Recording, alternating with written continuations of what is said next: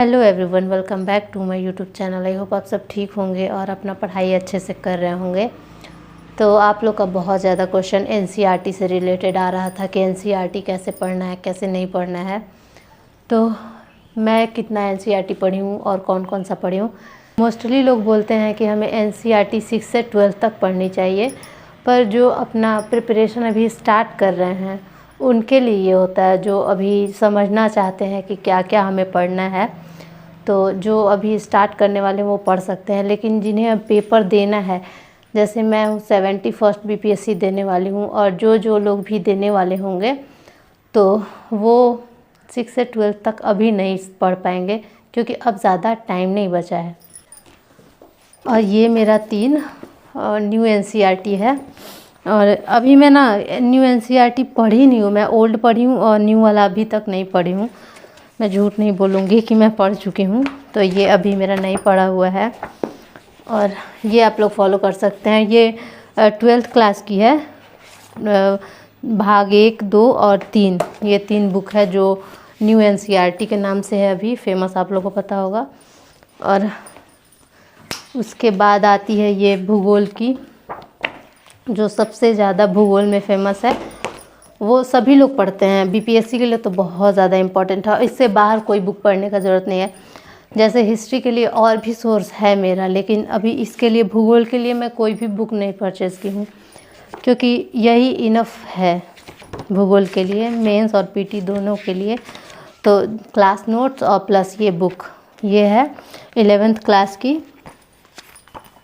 Book, भौतिक भूगोल का मूल सिद्धांत, और ये है भारत का भौतिक भूगोल, 11 क्लास का ही है ये भी। और एक मानव भूगोल पढ़ना है 12th क्लास का। तो भूगोल में मैं जो आपको बता रही हूँ, वो जो लोग 6 महीना से प्रिपरेशन कर रहे हैं उनके लिए मैं बता रही हूँ। और जो बिगनर है वो 6 से 12 ज़रूर पढ़ेंगे। अगर एक बार आप पढ़ लेंगे तो आपको बहुत ज़्यादा अच्छा लगेगा, कॉन्सेप्ट समझने में अच्छा फील होगा कि मुझे कॉन्सेप्ट समझ में आ रहा है। और अब इसके बाद आता है पॉलिटी, और पॉलिटी में ये 4 बुक मैं बता रही हूँ। फर्स्ट है ये 11th क्लास की बुक, और ये 11th क्लास की ये सेकेंड बुक, जो बहुत ज़्यादा इम्पॉर्टेंट है। इसमें जितना भी पॉलिटी से रिलेटेड सिद्धांत है ये इसमें है, जो बहुत डिटेल में अच्छे से एक्सप्लेन किया हुआ है। आप लोग पढ़ लेंगे, समझ में आ जाएगा। और सेकेंड ये बुक है संविधान का सिद्धांत एवं व्यवहार, नीति निर्देशक तत्व, ये सब बहुत अच्छे से एक्सप्लेन किया हुआ है इसमें। और फिर ये 11th क्लास की मैंने 2 बता दी, ये 12th क्लास की है, भाग 1 और भाग 2, ये भी आप लोग पढ़ना। और विश्व का राजनीति है भाग 2 में। तो विश्व, ये जो बुक है समकालीन विश्व का राजनीति, इसमें यूएन के बारे में, सिंधु जल समझौता, ये सब जो इंटरनेशनल रिलेशन का जो भी है टॉपिक इसमें है, तो आप लोग ये पढ़ लेना। और सबसे जो भारी सब्जेक्ट लगता है, मुझे भी नहीं समझ में आता है उतना, वो है इकोनॉमिक्स। तो इकोनॉमिक्स के लिए सिर्फ यही बुक आप लोग को समझ में आएगा, और जो भी बुक है अगर आप लोग पढ़ लेंगे तो आपका विश्वास उठ जाएगा, कुछ समझ में नहीं आने वाला है।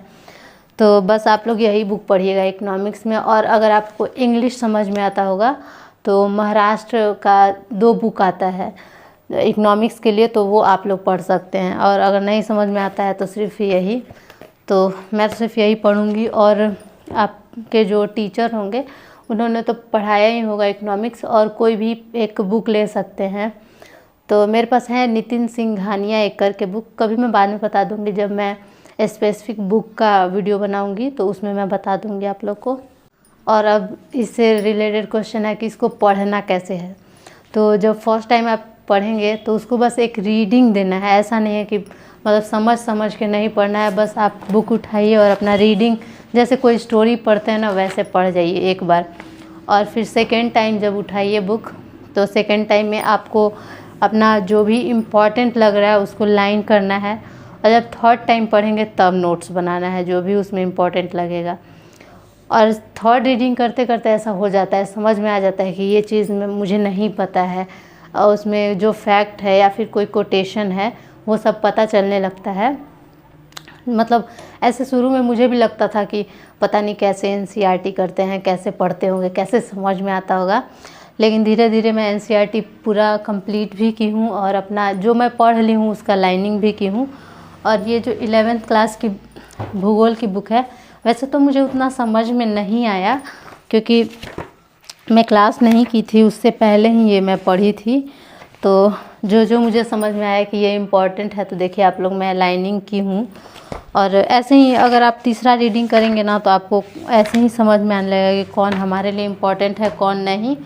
मतलब जो जो मैं बुक पढ़ी हूँ उसको 3 बार पढ़ी हूँ, तभी उसमें लाइनिंग की हूँ, ऐसे में लाइनिंग नहीं की हूँ। तो ऐसे आप लोग करेंगे और जब थर्ड रीडिंग देंगे उसके बाद ही आप लोग नोट्स बनाना स्टार्ट करेंगे। ऐसा नहीं करना है कि फर्स्ट ही रीडिंग में आप लोग नोट्स बनाने लगे उसका।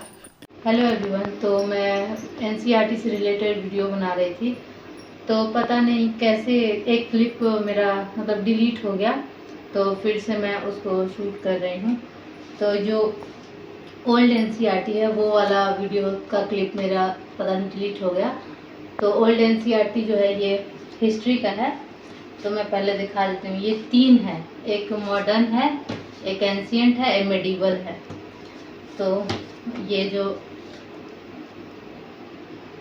बुक है इनके लेखक हैं विपिन चंद्र, और ये ओल्ड एनसीईआरटी के नाम से फेमस है। पहले मतलब बहुत मिलता था, अभी भी मिल रहा है, लेकिन थोड़ा डिफ़िकल्टी होता है इसको खोजने में। और जब आप लोग ये बुक पढ़ेंगे तो आपको ऐसा फील होगा कि आप स्टोरी पढ़ रहे हैं और आप इमेजिन कर पाएंगे कि उस टाइम जो भी हुआ हमारे पास्ट में वो कैसे कैसे हुआ है। तो ये बहुत अच्छा बुक है और आपको पूरा अच्छे से समझ में आ जाएगा कि हिस्ट्री में मतलब क्या क्या हुआ, कैसे हुआ। और ये है प्राचीन भारत का, और ये पूरा इसमें मतलब बहुत सारा चैप्टर है, लेकिन आप लोग कुछ चैप्टर को छोड़ भी सकते हैं अभी पीएससी के लिए। मुझे लगता है कि ऐसा कुछ चैप्टर है जो स्पेशली पीटी में 3-4 क्वेश्चन आता है, तो उसके लिए कुछ चैप्टर आप लोग छोड़ सकते हैं अपने हिसाब से। लेकिन मैं तो पूरा पढ़ ली हूँ और क्वेश्चन आता है तो मैं टैकल कर लेती हूँ एंशिएंट हिस्ट्री से। तो ये भी काफ़ी अच्छी बुक है, ये भी स्टोरी फॉर्म में है, आप लोग पढ़ेंगे तो प्राचीन भारत में जो भी था वो आप लोग को अच्छे से समझ में आएगा। इनके लेखक हैं राम शरण शर्मा, और ये थर्ड बुक है मेडिवल इंडिया, इनके लेखक हैं सतीश चंद्र। अभी मेरा ये पढ़ा हुआ नहीं, मैं नहीं पढ़ी हूँ। तो इसमें भी वही है, एनसीईआरटी है तो ऑफकोर्स सेम ही पैटर्न में होगा, लेखक सिर्फ अलग अलग हैं, लेकिन इनके जो है पब्लिशर हैं सेम ही है, black swan, oriental black swan है। तो तीनों का सेम ही मतलब रहेगा, लेकिन ये मैं नहीं पढ़ी हूँ तो अभी इसके बारे में कुछ नहीं बता सकती हूँ। और ये मैं 2 बार पढ़ चुकी हूँ और ये भी मैं 2-3 बार पढ़ चुकी हूँ, और पढ़ने के बाद ही इसमें कुछ कुछ ऐसे लाइनिंग वाइनिंग की हूँ मैं, मतलब जो मुझे इम्पोर्टेंट लगा है तो ऐसे मैं कर ली हूँ।